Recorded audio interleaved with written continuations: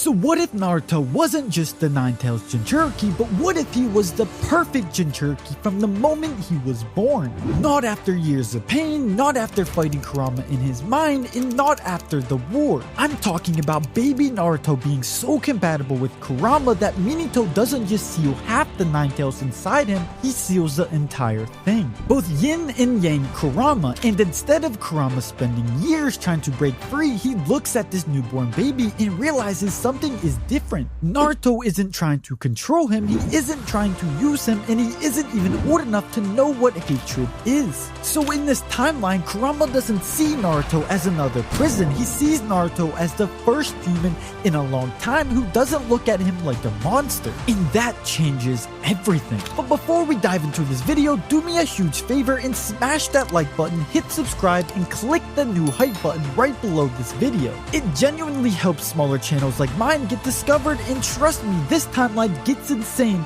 so let's get right into it. Now in canon, Minato doesn't seal the full Nine-Tails into Naruto. During the Nine-Tails attack, Minato used the Reaper Death Seal to split Kurama into two halves. He sealed Yang Kurama inside Naruto and took Yin Kurama with him when he died.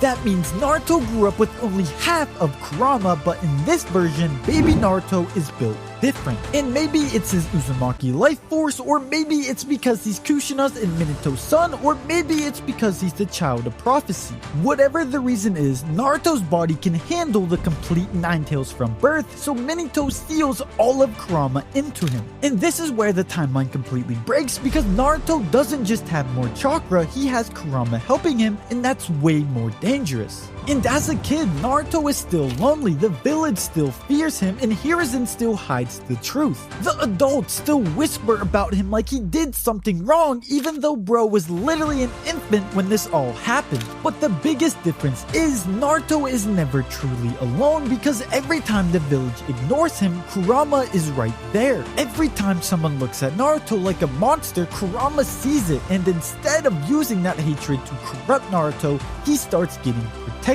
Because from Kurama's point of view, Naruto's the only human who never hated him. So while canon Naruto grows up desperate for attention, this Naruto grows up with a voice in his head telling him you don't need their approval. And that changes his personality. He's still loud, he's still Naruto, but he's not as desperate. He doesn't need to prank the village every 5 seconds just to prove he exists, because someone already sees him. And weirdly enough, that someone is the demon fox everybody is scared of. Then we get to the academy. Canon Naruto struggled with basic clone jutsu, partly because his chakra control was terrible. But in this timeline, Kurama is not constantly fighting him, he's helping him stabilize. So Naruto still has massive chakra, but now he has someone inside him who understands chakra better than almost anyone alive. Now does that mean Naruto becomes Itachi at age 7? No, he's still Naruto. He's still going to try and solve every problem by yelling louder, but he becomes way more talented way earlier. He learns faster, he controls chakra better. And by the time Mizuki tricks him into stealing the Scroll of Seals, the Shadow Clone Jutsu is not just a miracle anymore, it's a warning. Canon Naruto made hundreds of clones with almost no training.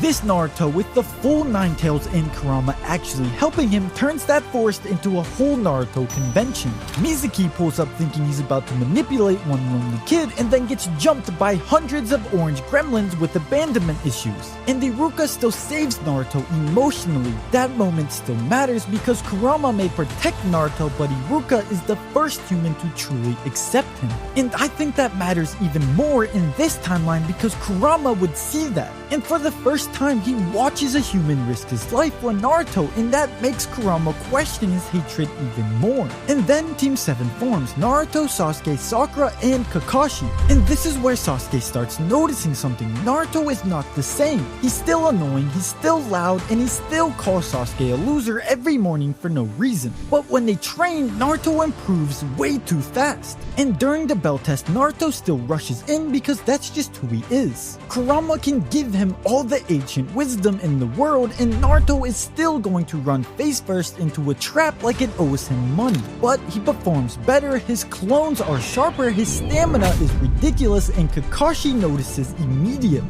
This is not just a kid with a lot of chakra, this is a kid whose chakra feels controlled, and that scares Kakashi. Because Kakashi knows what the Nine Tails did to the village. So if he sees Naruto using that power without losing himself, he's going to realize the 4th Hokage's seal is doing something completely different than expected. Now let's go to the land of waves, and this is where Naruto's bond with Kurama really gets tested. In canon, when Naruto thinks Sasuke dies against Haku, he snaps and taps into Kurama's chakra out of rage. But here it's different. Naruto does still get angry and he thinks Sasuke died protecting him, but instead of Kurama's chakra exploding out like a curse, Kurama chooses to lend it. Not because he wants the seal weakened, and not because he wants Naruto to lose control, but because Naruto is hurting. And Kurama wants to protect him, and that makes this version way scarier. Because canon Naruto was dangerous when he lost control, but this Naruto is dangerous because he has control. Haku is still fast, Haku is still skilled, and Naruto is not suddenly a Kage level fighter, but the fight ends quicker. Naruto's speed jumps, his strength jumps, his instincts get sharper, and instead of Haku watching a wild animal break through his mirrors, he's watching a kid and a tailed beast move together. That is a completely different problem, and Haku still sacrifices himself for Zabuza, and Zabuza's ending still happens, but Kakashi leaves that mission with one thought. Naruto is not just the Nine Tails vessel, he might actually become its partner, and that means Jiraiya needs to find this kid immediately. And now we hit the tuning exams, and this is where the whole story starts shifting hard. Against Kiba, Naruto wins faster, and I'm sorry Kiba fans, but this man was already losing to a canon Naruto. So if you give Naruto better chakra control and Kurama in his corner, Kiba is cooked. But the Neji fight is where the real change happens. Now in canon, Neji shuts down Naruto's chakra points and Naruto has to pull from Kurama's chakra to keep fighting. In this timeline, Kurama is already working with him, so when Neji blocks Naruto's chakra, Kurama doesn't just bail him out. He helps Naruto understand what's happening. And Naruto still wins with heart, and he still proves destiny wrong, but he doesn't look like someone barely surviving. He looks like someone evolving in real time, and that would shake Neji even harder because Neji's whole worldview is people are trapped by fate. But Naruto would be standing there as the kid everyone called a monster, now working perfectly with the monster inside him. That's not just beating Neji, that's destroying his entire argument. And then comes Gaara, and this might be the most interesting fight in part 1 because Gaara and Naruto are mirrors. Both are Jinchuriki, both were hated by their villages, and both grew up isolated. But in canon, the difference was that Naruto eventually found people who accepted him while Gaara was consumed by loneliness. And in this timeline, Naruto has something that Gaara never had, a tailed beast that actually cares about him.